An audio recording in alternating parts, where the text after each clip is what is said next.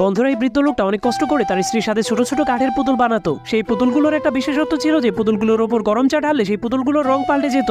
বৃদ্ধ লোকটা একটা মেয়ে পুতুল বানিয়ে সেই পুতুলটার নাম রাখে চম্পা, কিন্তু তখনই তার স্ত্রীর হার্ট অ্যাটাক চলে আসে, যার কারণে তার স্ত্রী সেখানেই মারা যায়। এরপর বৃদ্ধ লোকটা তার সবগুলো পুতুল বিক্রি করে তার কাজ বন্ধ করে দেয়। সেই পুতুলগুলোকে এই দোকানদার কিনে নিয়েছিল। সে তার কাস্টমারকে দেখাচ্ছিল যে এই পুতুলগুলোর ওপর গরম চা দিলে পুতুলগুলোর রং পাল্টে যায়। এটা দেখার পর সবগুলো কাস্টমার অনেক খুশি হয়, কিন্তু দোকানদার একটি পুতুলের ওপর চা ঢালে না। সেই পুতুলটার নাম ছিল হেনরি। তখনই একটা মেয়ে হেনরির ওপর চা ঢালতে চায়, কিন্তু দোকানদার তাকে বলে এই পুতুলের উপর চা ঢেলো না, এই পুতুলের উপর চা ঢাললে এই পুতুলের রং পাল্টায় না, এই পুতুলটা আমার একদমই পছন্দ না, এই পুতুলটাকে আমি ডাস্টবিনে ফেলে দেবো। এরপর রাত হলেই সবগুলো কাঠের পুতুল জীবিত হয়ে যায়। হেনরি অনেক দুষ্ট ছিল, সে সবগুলো পুতুলকে অনেক বিরক্ত করত। এরপর হেনরি তার বন্ধু পিগির কাছে চলে যায়। তার বন্ধু পিগি সারা রাতি ফিজিক্সের বই পড়তো। কিছুক্ষণ পর সবগুলো পুতুল একসাথে হয়ে হিসাব করতে শুরু করে দেয়। তাদের হিসাবটা ছিল আজকে কার উপর সবচেয়ে বেশিবার চা ঢালা হয়েছে, কারণ যার উপর সবচেয়ে বেশিবার চা ঢালা হয় তাকে অনেক ভাগ্যবান বলা হয়। পরে কি হয়েছিল দেখতে লাইক করে কমেন্টে পার্ট 2 লিখে দিন।